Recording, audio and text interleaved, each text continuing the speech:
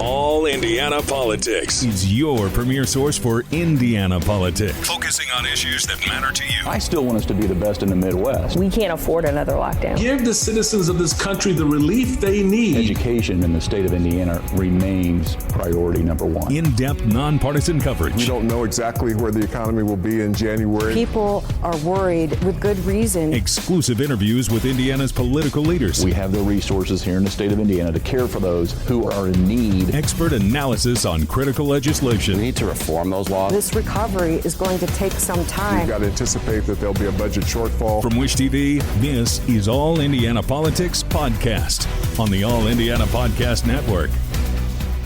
It's Sunday morning. Welcome to another edition of All Indiana Politics. I'm Phil Sanchez. It's now up to a joint legislative panel whether Congress makes trillions of dollars in spending cuts. The plan the U.S. House has approved involves $2 trillion in cuts. Most of it would come from savings in the Energy and Commerce Committee. It also extends the 2017 Trump tax cuts. Congress has until March 14th to pass a budget. House Speaker Mike Johnson has said that Congress might need to pass another continuing resolution if members can't reach a compromise in time. Meanwhile, Congresswoman Victoria Spartz voted for the House budget package after she opposed it for days. She says it won't lead to cuts in entitlement spending, and she is disputing reports President Donald Trump yelled at her over the phone before she changed her vote. She talked to our government reporter, Garrett Berquist. Let's bring in Congresswoman Victoria Spartz. Congresswoman, welcome back to the program. Thank you for having me. So you were a no on the budget deal up until at least a couple of days ago. What got you to yes?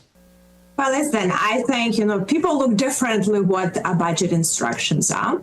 I've been here long enough, and I know usually at the ceiling, of the process, like in any contract, you make a deal, Senate make a deal, things only get worse, right? It's usually not the floor, and I understand that the Senate doesn't have any desire to govern, and unfortunately don't deal with reckless spending, that is destroying the country, and particularly in healthcare, which is not getting any better. So I wanted that instruction to be somewhat differently, and and the speaker was convinced me that the things are going to get better, but I've seen this story before.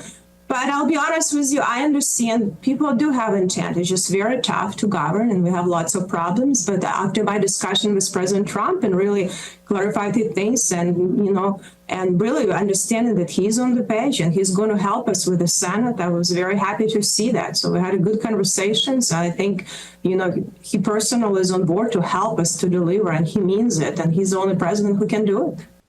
So you were one of several members of Congress who President Trump personally lobbied prior to the vote on the budget bill. Tell me a little bit more about how that conversation went. Well, listen, I don't disclose private conversation, but definitely some people telling lies. Oh, okay, scream at me. President Trump, first of all, he never screamed at me in his life. We actually have very productive conversation. He is a businessman and businesswoman. He's very respected of a lot of things, and he's a normal person you can talk with, actually. And he understands and pays attention. This is something unique about it. A lot of politicians here, they just hear what lobbyists or their staff say. He's actually pays attention and he cares about delivering. We always had very productive conversation. He gets a lot of things way more than people hear, and he cares enough. So I think, he agrees with me on big issues. And I know how tough it is. There are some of these issues that actually President Obama tried to do and Vice President Biden and couldn't accomplish because the lobby is so strong. But he's willing to fight for the people. That was very refreshing. I want to make sure that we're on the same page. And he was very good, So very, very good conversations I had with him. Will there be cuts to Medicaid? Listen, we're not going to be cutting any benefits on anything. What we need to do is cut waste, fraud, and abuse. It's out of control. We need to save programs. We need to make sure that Medicaid is good for the people with disability because they're losing a lot of services. We need to make sure that our seniors get good Medicare that going bankrupt. For some reason, everyone gets less services, but prices are doubling, spending per person in prices. How is that happening? Why we keep spending more and more money, and everyone is going bankrupt, federal government get bankrupt, and we get, less and less money. Indiana is one of the worst in the country in price of healthcare, lowest paid doctors and nurses, and some of the worst outcomes. I mean, we have to deal with that. It's becoming money laundering operations. We have lots of Taj Mahals, money in Wall Street, a lot of executives of large monopolies, including hospitals, making a lot of money, but people are not getting healthy. That has to stop. So I want to be clear, if a final budget deal included cuts to Medicare, Medicaid, or Social Security, you'd be no? I'm trying to spin my words. We're going after fraud abuse. We're going to save this program. So just don't try to spread the lies, because if we do nothing, we're going to lose this promise to seniors. We need to make sure that the value of healthcare goes to seniors. They're not getting defrauded through Medicare Advantage, that a lot of the seniors are able to receive the proper services. We keep spending money, and they go to Taj Mahal, overbilling Medicare. We have hospital purchasing doctor practices, and for the same service, they bill, like it's performed on the main campus, $160 billion to hit Medicare. How is that not defrauding the taxpayer and seniors? We have them cooking the books, showing fake losses, so they can be non-for-profit, taxes them not paying taxes. But look at much on 990s, how much cash they sit in there in Wall Street. That's why Chuck Schumer is protecting them, and they're doing all funding for Democrats. So they're spreading lies on purpose and going to spread more. And this program's now not working well for people that go bankrupt then. So we're going after fraud, wasted abuse, and the magnitude of it became so material that when people see that, it will open their eyes and make sure that these programs have competition for value, better doctor access, especially in rural areas, and have better price and services for the people this program's meant to be. That brings me to one of my next questions, and that is Elon Musk and his Department of Government Efficiency. We have seen some protests here in Indiana and across the country against his influence. The protesters briefly have basically accused him of being something of an unelected president, and they've accused him of making these cuts recklessly without first looking into how eliminating certain services would impact the people who use them. How do you respond to those criticisms? And I think he was the first real auditor of our government. So we need to have better auditors. They need to get nimble. They can do a better job even than he does. They're going to really get in trouble if I start auditing them. Someday when I have a little bit more time, now I have to do the laws here. But people have seen where the money is spent. I mean, he brought his transparency, and a lot of people are upset because there's a lot of money made in waste, fraud, and abuse by people that don't deliver value. But ultimately, all of the things have to be done in Congress, and that's why it's important. All of this, defrauding the taxpayer, the programs that are bad has to go through Congress, then it will have a more permanent effect. Is it wise to leave tax cuts in place when we're already $36 trillion in debt? Well, I think what President Trump is trying to do, he's trying to have, because, a lot of these tax cuts go to small businesses. So he wants to make sure, which is going to really hurt right now by big government. So he wants to make sure that these tax cuts for small businesses, which will grow the economy, are still in place, that people don't have tax increases. Another part, he's very concerned. There are a lot of people on fixed income, lower income people that get hurt a lot by inflation and the economy. So he wants to make sure that these people have at least some opportunity to have more money, because this is a challenge. We have spent so much money now, drove inflation, and we need to get it under control. So we try to balance it, that we have a balance in the economy, but also deal with some reckless spending, because we cannot decrease taxes, and increase expenditure. So that's why we try to level it out, and then start looking how we can generate more growth through deregulation. So we start paying down all of this debt, because we're in deep trouble. I want to give you an example. In 2019, our total spending was $4.5 trillion. Under Speaker Pelosi, we still continue. It jumped to $7 trillion. I mean, just think this jump. I mean, this is a huge jump, and it's bloated with corruption, because it sits a lot of it in mandatory spending that Congress never look at it, because 85% of spending never looked by Congress. All right, coming up, an Indiana senator pushes for better storm warnings. We'll tell you how coming up. All right, welcome back. The General Assembly returns to the State House tomorrow for the second half of the legislative session. Now, the leader of the Indiana ACLU says he's concerned by some of the bills working their way through the legislature. Our Cody Fisher explains what the ACLU plans to do if the bills pass.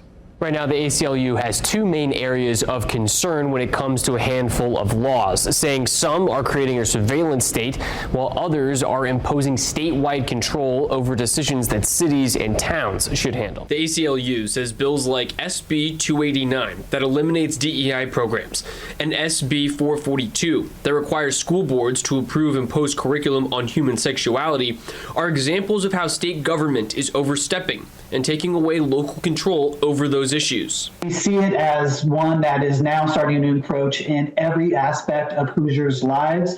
This doubling down by the state legislature on big government, one-size-fits-all mandates is something that we think is a way for them to continue to spread what we think are unconstitutional policies. The ACLU is equally concerned about bills they say create more of a surveillance state. Some laws, some bills that are coming out of the General Assembly turn individual Hoosiers into people surveilling whether or not state agencies, higher ed, K through 12 schools are in compliance with state law. On Tuesday, Governor Braun defended his administration's legislative agenda, saying it's what Hoosiers wanted. When Hoosiers elected me, I made it clear that this wasn't going to be business as usual.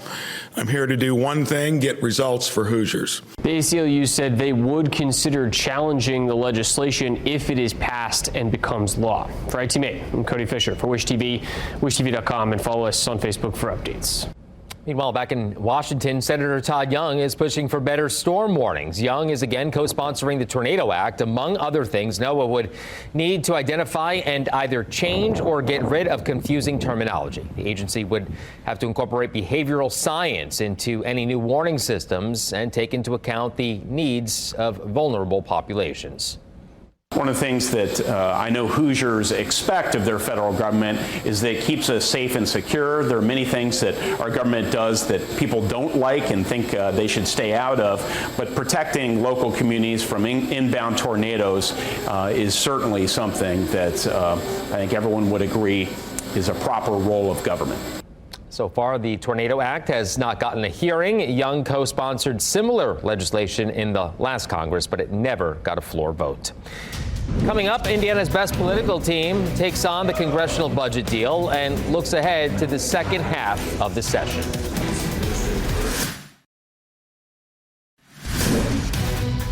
Welcome back to All Indiana Politics as we welcome in two members of Indiana's best political team, Republican Whitley Yates and Democrat Lindsay. Haake, good to see you both. Let's begin with the congressional budget deal. We just heard from Congresswoman Spartz, who says the final deal will not touch benefits like Medicaid. Lindsay, do you buy that? No, I sure don't, because an $880 billion cut to Medicaid is simply an affront on disabled and poor Hoosiers. And unfortunately for Congresswoman Spartz, and I think she's going to find herself in a little bit of hot water this weekend for more than just these comments, you know, fraud, waste, and abuse, it's theater. With Congress continuing to reject real solutions that will bring basic services to Hoosiers that need it, like medically complex families.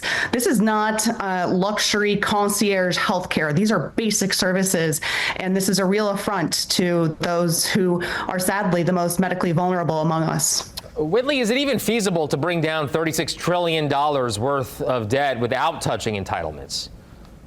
I absolutely think it's possible, because what we've been able to witness through DOGE is that there's been a lot of frivolous spending, specifically within our federal government. And if we're able to get a hold of that frivolous spending, we'll not only be able to make those cuts, reduce the deficit, but potentially even give money back to everyday citizens who've been paying into this program. And the truth is you have to get along in Congress, Republicans and Democrats, to be able to pass some of these bills and some of these laws. So if the Democrats want Medicaid to stay on the table and you have Republicans in allyship of that, why wouldn't you be congratulating them and looking for more allies on that side as opposed to lambasting them? Well, let's remain on that topic for a moment, okay? Congressional Republicans have vowed to extend the 2017 tax cuts. Those are set to expire later this year. Whitley, is it wise to cut revenues like that if we want to reduce our debt and deficit?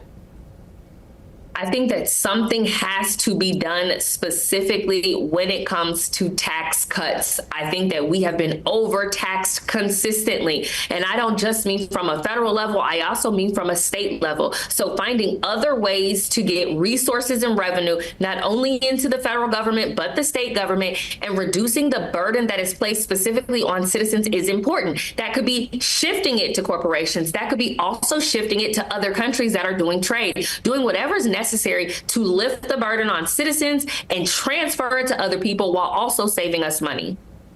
Lindsay, your thoughts? What do you make of the argument that is in favor of extending tax cuts? In 2017, Republicans added $2 trillion worth of national debt to our figures, and unfortunately, this is only going to extend that. This year, they're doubling down with $4 trillion in national debt spending, and they're just doing it for billionaires. These are for the top 1%, and Hoosiers like you and me are just going to be left hanging with nothing at home and raising utility bills thanks to the legislature. And I just don't know how folks are going to afford it. All right, well, we'll see what happens with that. Let's turn now our attention now to the second half of the legislative session. Okay, lawmakers will return to work on Monday. As you very well know, the property tax plan is now in the House's plans. As a reminder, the Senate passed the scaled-down version. Governor Mike Braun says that he would veto it. Whitley, let's go back to you on this one. Do you expect the House will cut it closer to the Senate's version or Braun's original plan?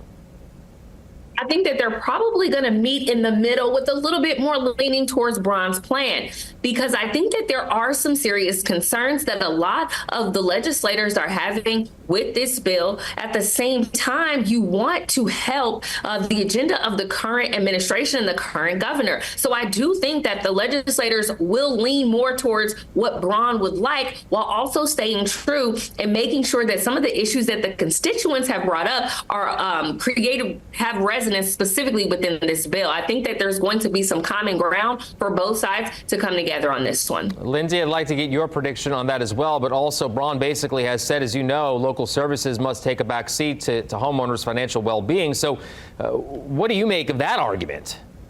That's pretty tough to bear for lots of first responders back home who are dependent upon this funding and proper property taxation funding to essentially give Hoosiers services, basic human services that Hoosiers need every day. And so you have a lot of folks mad at you as legislators and also the governor, but the governor's feeling incredible pressure. I really can't imagine being in his position. He was under so much pressure that his PAC decided to send out some really nasty digital ads against other Republicans in the legislature saying they're not doing enough for property tax relief. But the sad thing is, while they're doing this, having this whole conversation about property tax relief, there's a giant utility bill increase on the table too, and no one's talking about it. It's House Bill 1007, and it's going to increase folks just to give subsidies to nuclear small modular reactor companies at behest of lobbyists in DC. So it's really unfortunate this is happening, because property taxation is going to hit really hard with up to $130 million worth of hits to Marion County alone. Well, Lindsay, that tees me up for our next question. I don't want to interrupt, but what else are you looking at for the second half of the session? Absolutely. I'm really concerned about the Medicaid scenario, even with some of the legislation moving through the House right now. House Bill 1689 will seek to give some relief to families who are medically complex, but there's also still this uncertainty that will hit folks if this budget funding deal does in fact go over to the Senate and get passed as is. It will absolutely decimate care for medically vulnerable and complex Hoosiers, and that's a real bad thing. But also Senate Bill 284, I want to give some props to the Senate. They killed this bill. They did not hear it on the calendar last week. It would have completely cut in half the amount of early voting that we have in Indiana. And Senate Bill 284 went right in the trash, and I hope it stays there. I want to get Whitley in here too. Whitley, what are you looking forward to? I'm looking forward to the session being over at this point. I think that there have been a lot of bills that have come up and people have been enraged and other people have been engaged about it. But this is a part of the process. This is what democracy looks like. And so being able to sit and say, hey, I like this bill, I don't like this bill, I'm testifying for or against, or I'm calling those in positions of power as a constituent is where our power lies. And so the fact that we have robust conversation about property taxes, about education, about voting rights, extending or decreasing the time that polls are going to be able to be open is what democracy is about. So I'm excited that we're even just having the conversation and able to engage in this way. And I will be excited to see how all of this pairs with Mike Braun's overall administration and his goals that he set forth in the state of the state. All right, well, we will all be keeping a close eye on it. We still have some time left. Thank you so much for joining us once again, and we will be right back. All right, thank you for joining us for All Indiana Politics this week. We'll be back here next Sunday morning at 9:30. Be sure to tune in at 9 p.m. this Tuesday for our live coverage of President Trump's address to Congress. Have a great rest of your weekend. From Wish TV, this is All Indiana Politics Podcast on the All Indiana Podcast Network. Watch All Indiana Politics live Sunday mornings at 9:30 on Wish TV and at wishtv.com. Subscribe to this podcast and listen weekly here on the All Indiana Podcast Network. And be sure to discover even more great podcasts at allindianapodcastnetwork.com.